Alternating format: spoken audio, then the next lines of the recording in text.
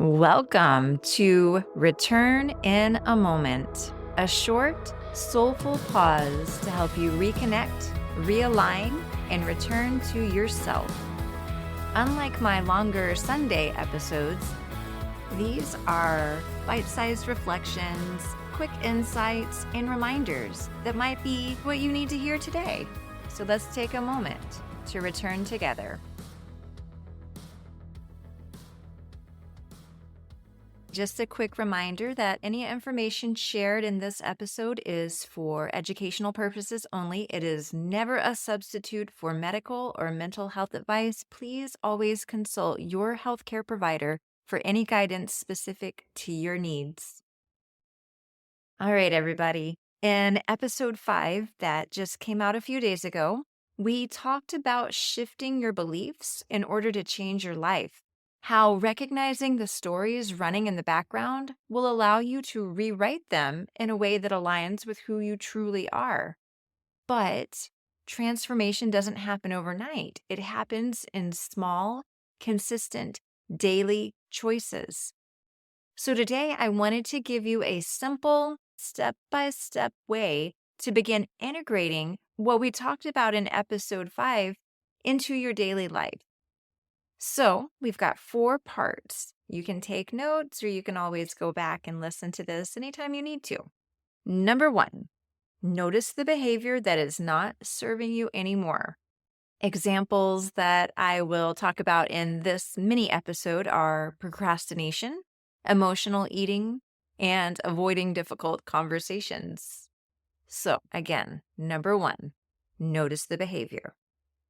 Number 2, recognize the belief that is driving the behavior. Without judgment, without self-criticism, simply acknowledge the belief that is behind that behavior. And it might take some investigative work to trace it back to its source. That's part of the practice.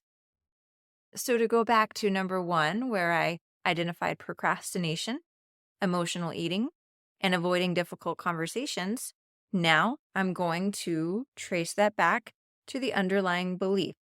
I procrastinate because I don't believe I am really capable of doing this work. I overeat because I believe that I'm not worthy of self-care. I avoid difficult conversations because I'm afraid of being disliked. Number 3, choose a new belief that serves you better.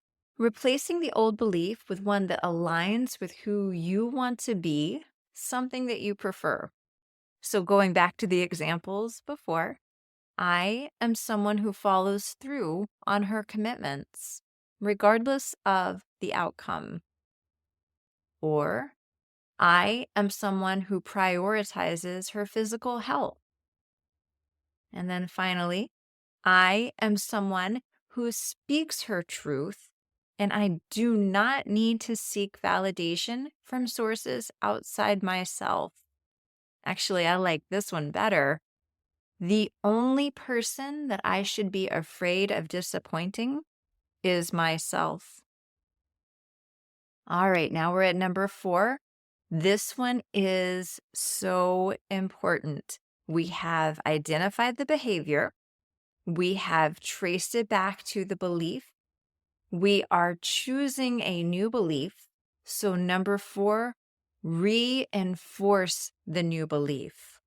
The way that neurologists talk about our mind is the idea of neuroplasticity, which means that it is changeable. Like plastic can be melted and restructured, reformed. It's malleable. So is our mind. But we don't just do this through wishful thinking.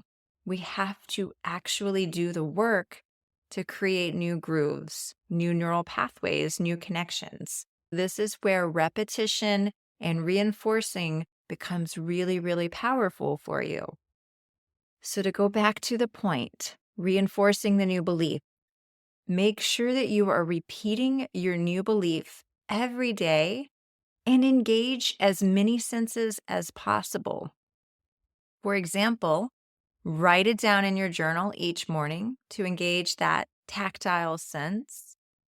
Post it somewhere visible so that you can see it, perhaps on the mirror, the nightstand, your car visor.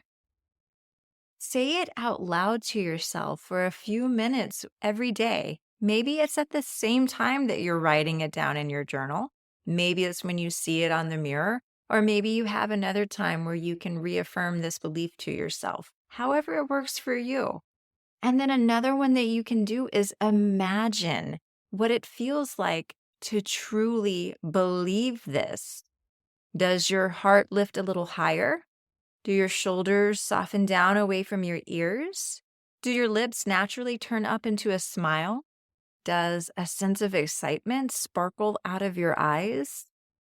Can you feel a new energy in your body? The more you practice repeating and reinforcing this new belief through all of these different senses, including your imagination, the easier it will be to access this belief when those old patterns arise.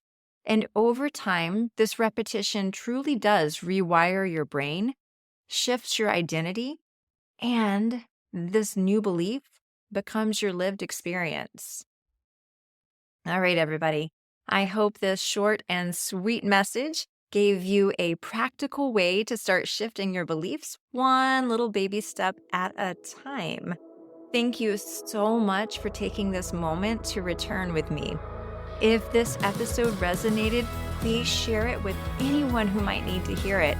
And also, make sure you go back and listen to episodes 4 and 5 if you haven't yet, because this might help you connect the dots a little bit more. Make sure you find me on Instagram. It's Cassie Dalton XO, or check out my website, wholebeingjourney.com, if you want to go a little deeper into this work with me.